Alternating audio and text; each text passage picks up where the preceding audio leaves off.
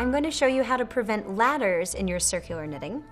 You don't have to worry about ladders showing up when you're knitting on a short circular needle because there's no break between the needle points. However, when you're knitting circularly where you divide the number of stitches over either side of the cable or over several needles, you do have to be mindful of what's happening in between those sections. So I'll show you here what I do to prevent ladders forming in my work. And there was really nothing I could do when I was a beginning circular knitter. This is just something that comes with practice, but I'll try to break down for you in words what I do with my fingers, all the little subtle things to prevent a ladder. So I'll show you first on a magic loop example. I've got my front needle loaded in and my back needle pulled out and around. And it helps that this is not the first couple rounds because I've got this nice stable foundation of an entire sock to help hold things together. But these are the same tricks that I use when I'm starting off circular knitting. So the first thing I do is that I pinch the front section of yarn against the back section of yarn, so the needle and the cable in this case. I pinch them together really hard here to begin the first stitch. You can see my thumb is holding everything down and I can't see anything but that first stitch. So I've got my needle pulled out and around. I'm going to put the yarn behind the needle because this first stitch is a knit. I'm going to stick my needle in and then I'm going to really give a yank, way more than I would on any other stitch.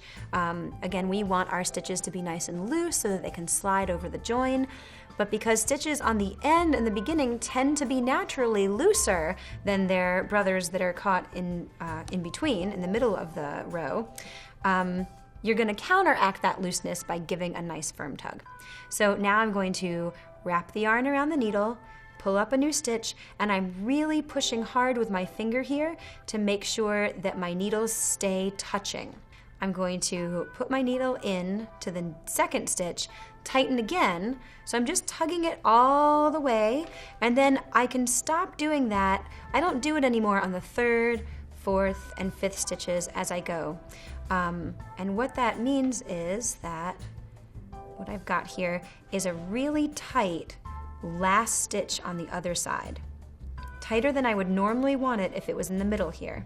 And that will all even out when I'm knitting on this side again and I get to this stitch and it's the last stitch, because the last stitch is always a little bit looser than the ones in the middle. So that's pretty easy because in Magic Loop you only have a front needle and a back needle to hold together and it can flatten out. But what if you have 3 needles that you have to worry about?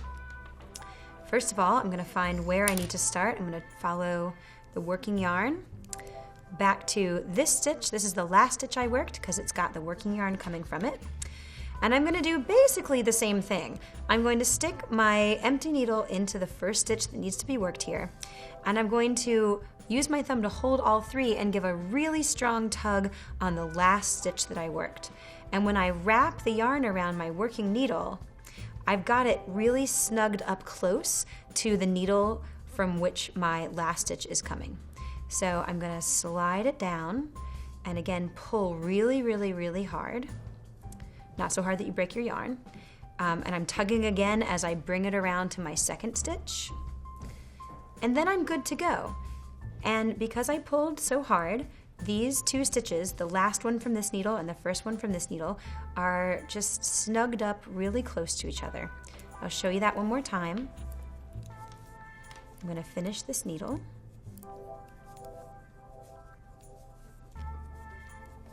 Keeping a nice loose tension here. When I get to my last stitch, it's going to feel looser than the other ones do, just because of the nature of the last stitch. So I give a little tug down. I'm constantly adjusting my fabric, sort of evening out the tension. I've got an empty needle in my right hand. I load up the tip of the needle in my left hand. And I'm going to make this really snug with the last one. So I'm going to stick my empty needle in. I'm going to pull nice and hard, and I'm going to get them just right up against each other there. And sort of trap the yarn, pull up a new stitch, give another tug, knit the next stitch, give another tug, And now I'm good to go. And this method produces no ladders for me. I haven't had ladders in over a decade from when I started knitting circularly. So if you follow these tips, you too can avoid getting ladders in your circular knitting.